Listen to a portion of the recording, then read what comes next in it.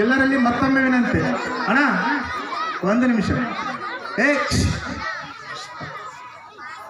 ಹೊನ್ನಿಗಾಗಿ ಅತ್ತವರ ಕಂಡೆ, ಮಣ್ಣಿಗಾಗಿ ಅತ್ತವರ ಕಂಡೆ, ಹೊನ್ನಿಗಾಗಿ ಅತ್ತವರ ಕಂಡೆ, ಮಣ್ಣಿಗಾಗಿ ಅತ್ತವರ ಕಂಡೆ, ಹೆಣ್ಣಿಗಾಗಿ ಅತ್ತವರ ಕಂಡೆ, ಕಣ್ಣು ಕಾಣದವರಿಗಾಗಿ, ದೀನ ದಲಿತರಿಗಾಗಿ, ಅಂಧರಿಗಾಗಿ ಅತ್ತವರ ಕಂಡೆ.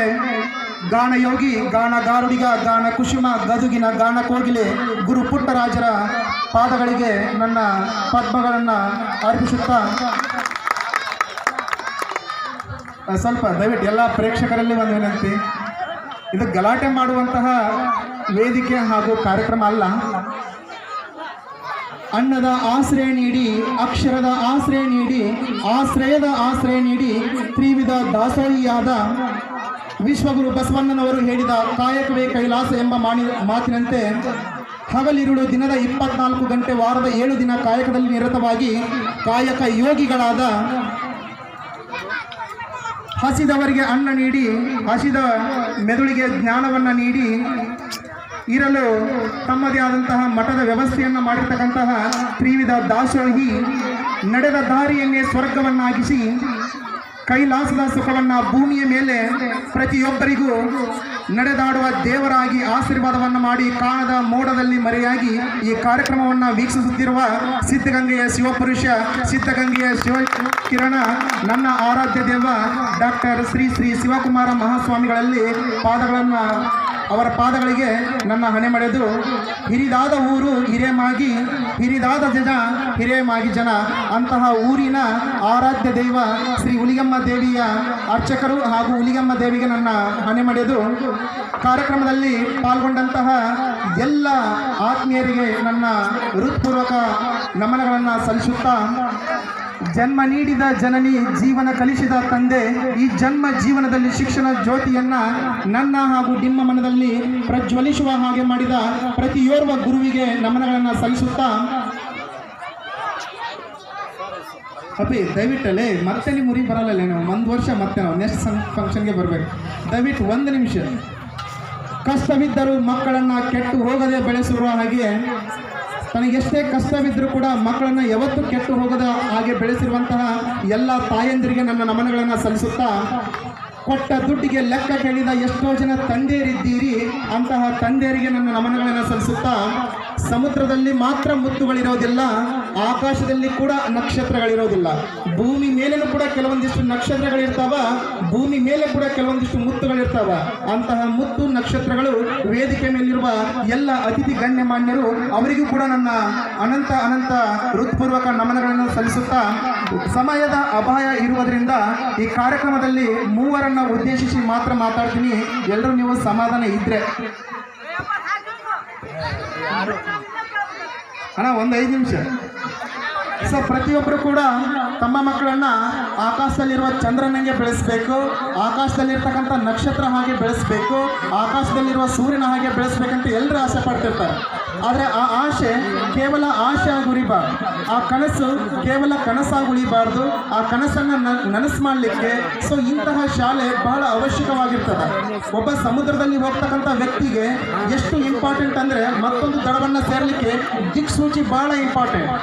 ಸಮುದ್ರದ ದಡ ಸೇರಲಿಕ್ಕೆ ದಿಕ್ಸೂಚಿ ಎಷ್ಟು ಇಂಪಾರ್ಟೆಂಟು, ನಿಮ್ಮ ಮಗುನು ಕೂಡ ಸಾಧನೆಯ ಶಿಖರವನ್ನು ಏರಲಿಕ್ಕೆ ಈ ದಿಕ್ಸೂಚಿ ಪ್ರಾಥಮಿಕ ಶಾಲೆನೂ ಕೂಡ ಅಷ್ಟೇ ಮುಖ್ಯ ಅಂತ ಹೇಳಿದರೆ ತಪ್ಪಾಗಲಿಕ್ಕಿಲ್ಲ. ಆತ್ಮೀಯ ಪಾಲಕರೇ, ಸೊ ವಿದ್ಯಾರ್ಥಿಗಳನ್ನು ಕುರಿತು 1 ಮಾತು ಹಾಗೂ ಶಿಕ್ಷಕರನ್ನು ಕುರಿತು 1 ಮಾತು. ಈ ದಿಕ್ಸೂಚಿ ಪ್ರಾಥಮಿಕ ಶಾಲೆಯ ಎಲ್ಲ ಶಿಕ್ಷಕರಲ್ಲಿ ನನ್ನದೊಂದು ಕಿವಿ ಮಾತು, ನಮಗೆ ಹುಡ್ತಕ್ಕಂಥ ಮಕ್ಕಳು ನಾಳೆ ನಮಗೆ ಅನ್ನ ಕೊಡ್ತಾರೋ ಎಲ್ಲ ಗೊತ್ತಿಲ್ಲ, ಆದರೆ ಈಗಿರುವ ಮಕ್ಕಳು ನಿಮಗೆ ಇವತ್ತೇ ಅನ್ನವನ್ನು ಕೊಡ್ತಿದ್ದಾರೆ. ಅವರು ಅನ್ನ ಕೊಟ್ಟಿದ್ದಕ್ಕೆ ಅವರ ಮೆದುಳಿಗೆ ಒಳ್ಳೆಯ ಶಿಕ್ಷಣವನ್ನು ಕೊಡಿ. ನಾಳೆ ಎಲ್ಲಾದರೂ ನಾನು ಮಾರ್ಕೆಟಲ್ಲಿ ಹೋಗ್ಬೇಕಾದ್ರೆ ಅಲ್ಲಿ ಟ್ರಾಫಿಕ್ ಪೊಲೀಸ್ ಹುಡುಗ ನನ್ನ ವಿದ್ಯಾರ್ಥಿ ಇರಬೇಕು, ನಾಳೆ ಒಂದು ಪೊಲೀಸ್ ಸ್ಟೇಷನ್ಗೆ ಹೋದರೆ ಅಲ್ಲಿ PSI ನನ್ನ ವಿದ್ಯಾರ್ಥಿ ಇರಬೇಕು, ನಾಳೆ ನಾನು ಜಿಲ್ಲಾ ಪಂಚಾಯತ್ ಆಫೀಸ್ಗೆ ಹೋದರೆ ಅಲ್ಲಿ ಜಿಲ್ಲಾ ಪಂಚಾಯತ್ ಅಧ್ಯಕ್ಷ ನಮ್ಮ ವಿದ್ಯಾರ್ಥಿ ಇರಬೇಕು. ದಯವಿಟ್ಟು ಚಪ್ಪಾಳೆ ಹೊಡಿಬೇಡ್ರಿ. ನಾಳೆ ನಾನು CM ಆಫೀಸಿಗೆ ಹೋದ್ರೆ ಅಲ್ಲಿ CM ನನ್ನ ವಿದ್ಯಾರ್ಥಿ ಇರಬೇಕು. ನಾಳೆ ನಾನು ಪ್ರಧಾನಮಂತ್ರಿ ಆಫೀಸಿಗೆ ಹೋದ್ರೆ ಅಲ್ಲಿ ಪ್ರಧಾನಮಂತ್ರಿ ಈ ದಿಕ್ಸೂಚಿ ಪ್ರಾಥಮಿಕ ಶಾಲೆಯ ವಿದ್ಯಾರ್ಥಿ ಇರಬೇಕು. ಮುಂದೆ ಇಂತಹ ವಿದ್ಯಾರ್ಥಿಗಳನ್ನ ಬೆಳೆಸ್ರಿ ಅಂತ ಹೇಳ್ಬಿಟ್ಟು ಇಲ್ಲಿರುವ ಎಲ್ಲ ಗುರುಗಳಿಗೂ ನನ್ನ ಕಿವಿ ಮಾತನ್ನ ಹೇಳ್ತಾ, ಕೊನೆಯದಾಗಿ ಆತ್ಮೀಯ ವಿದ್ಯಾರ್ಥಿಗಳಿಗೆ ನಿಮಗೊಂದು ಮಾತು. ನಿನ್ನ ಬಳಿ 2 ರೂಪಾಯಿಗಳಿದ್ದರೆ 1 ರೂಪಾಯಿಯನ್ನ ಊಟಕ್ಕಾಗಿ ಬಳಸು, ಮತ್ತೊಂದು ರೂಪಾಯಿಯನ್ನ ಪುಸ್ತಕಕ್ಕಾಗಿ ಬಳಸು ಅಂತ ಹೇಳ್ಬಿಟ್ಟು ಸ್ವಾಮಿ ವಿವೇಕಾನಂದ ಒಂದು ಮಾತು ಹೇಳ್ತಾರೆ. ಊಟ ನಿನ್ನನ್ನು ಜೀವಂತವಾಗಿರಿಸುತ್ತದೆ, ಆದರೆ ಪುಸ್ತಕ ಈ ಬದುಕಿನಲ್ಲಿ ಹೇಗೆ ಜೀವಿಸಬೇಕು ಎಂಬುದನ್ನು ಕಲಿಸ್ಕೊಡ್ತದೆ.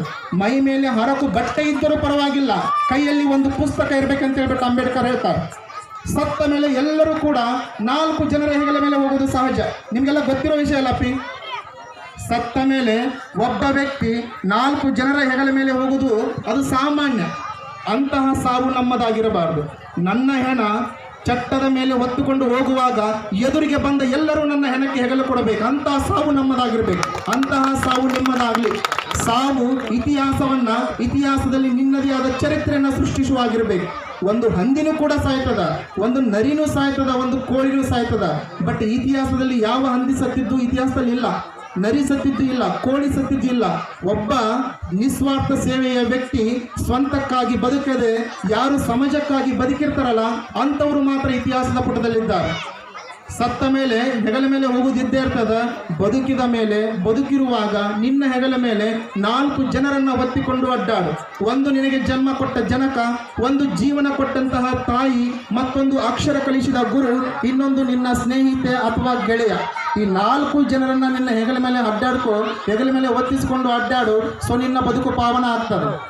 ಪ್ರತಿಯೊಬ್ಬ ತಂದೆ ತಾಯಿ ನಿಮ್ಮ ಮಕ್ಕಳನ್ನು ಬೆಳೆಸಬೇಕು. ಯಾವ ರೀತಿ ಬೆಳೆಸಬೇಕು? ಮಗು ಮಾಡದೇ ಇರುವ ತಪ್ಪಿಗೆ ಎಂದೂ ತಲೆ ತಗ್ಗಿಸಬೇಡ ಅಂತ ಬೆಳೆಸಬೇಕು. ನೀನು ತಪ್ಪು ಮಾಡಿಲ್ಲ, ಯಾರಿಗೂ ತಲೆ ತಗ್ಗಿಸಬೇಡ ಅಂತ ಬದುಕಿಸ್ಬೇಕು. ಒಂದು ವೇಳೆ ತಪ್ಪು ಮಾಡಿದರೆ ಮರು ನುಡಿಯಬೇಡ ಅಂತ ಬೆಳೆಸ್ಬೇಕು. ಆ ರೀತಿ ಬೆಳೆಸ್ಬೇಕು. ಜ್ಞಾನಕ್ಕಾಗಿ ಎಲ್ಲರನ್ನ ಬೇಡಬೇಕು, ಅನ್ನಕ್ಕಾಗಿ ಯಾರನ್ನೂ ಬೇಡಬೇಡ. ಯಾವಾಗಲೂ ನಿನ್ನ ಕೈ ಕೊಡುವ ಕೈ ಆಗಿರ್ಬೇಕ ವಿನಃ ಇಸಿದುಕೊಳ್ಳುವಂತಹ ಕೈ ಆಗಬಾರ್ದು. ಆ ರೀತಿ ಈ ಹಿರೇಓತಗೇರಿಯ ಪ್ರತಿಯೊಂದು ಮಗು ಕೂಡ ಬದುಕಲಿ. ಪ್ರತಿಯೊಂದು ಮಗು ಕೂಡ ಹಿರೇಓತಗೇರಿ ಎಂಬ ಒಂದು ಚಿಕ್ಕ ಹಳ್ಳಿಯನ್ನ ಪ್ರಪಂಚದ ಭೂಪಟದಲ್ಲಿ ಚಿರಕಾಲ ಉಳಿಯುವ ಹಾಗೆ ಉಳಿಸ್ಲಿ ಅಂತ ಹೇಳ್ಬಿಟ್ಟು ನನ್ನ ಮಾತುಗಳನ್ನು ಹೇಳ್ತಾ ಕೊನೆಯದಾಗಿ 3 ಮಾತುಗಳಪ್ಪಿ ಹೇಳ್ಬೋದಾ?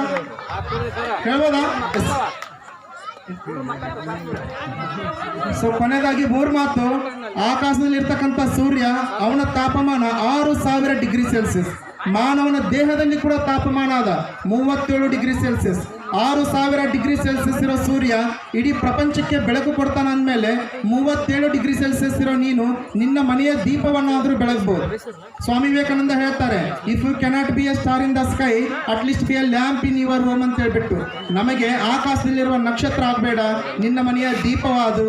ಸೊ ಪ್ರತಿಯೊಬ್ಬ ತಂದೆ ತಾಯಿ ಹೆಮ್ಮೆ ಪಡುವಂತ ಮಗನಾಗುವಂತ ಹೇಳ್ತಾ ಸಮಾಜ ಅಪಾಯ ಇರುವುದರಿಂದ ನನ್ನ ಮಾತುಗಳನ್ನ ಇಲ್ಲಿಗೆ ಮುಗಿಸ್ತೇನೆ.